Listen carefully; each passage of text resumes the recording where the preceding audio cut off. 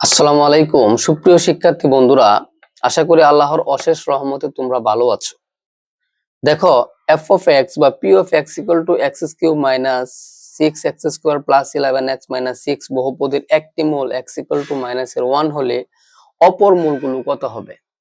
এখন একটা মজার ব্যাপার হচ্ছে, যদি একটা উৎপাদক অথবা একটা মূল দেওয়া থাকে, তাহলে ওই যে প্রদত্ত সমীকরণটা আছে, এই প্রদত্ত সমীকরণের x minus এর 1 equal to 0, অর্থাৎ এই x minus এর 1 হচ্ছে এই প্রদত্ত মূল সমীকরণের একটা কি উৎপাদক।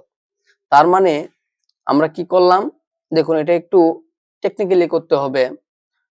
এখন আমি কি করলাম, এখানে x minus এর 1 x minus এর 1 x minus এর 1 লিখে ফেললাম। দেখুন, কারণ হচ্ছে এটা তার একটা উৎপাদক।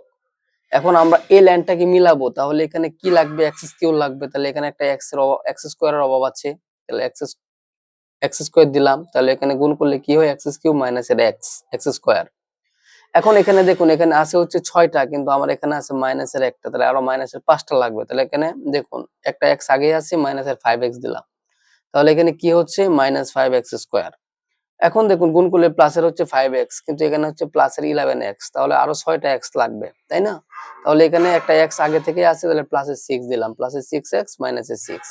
এখন দেখুন যোগ বিয়োগ করলে এটাই পাওয়া যাচ্ছে, এবং এটা থেকে এটা লেখা যাচ্ছে, এটা থেকে আবার এটা লেখা যাচ্ছে।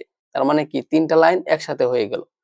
এখন দেখুন এখানে এই তিনটা থেকে একটা কমন নিলাম, x স্কয়ার মাইনাস এর 5x প্লাস 6। এখন এটাকে সমাধান করলে আমি অপর দুইটা মূল পেয়ে যাব। তাহলে এটাকে মিডল টার্ম করেন।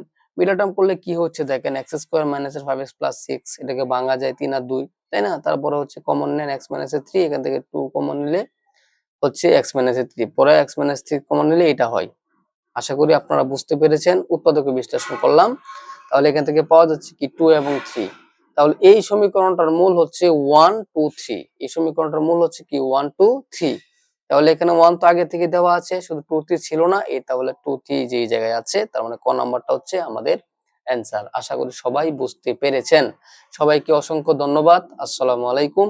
ভিডিওটি ভালো লাগলে অবশ্যই চ্যানেলটিকে সাবস্ক্রাইব এবং শেয়ার করতে ভুলবেন না। সবাইকে অসংখ্য ধন্যবাদ। আসসালামু আলাইকুম।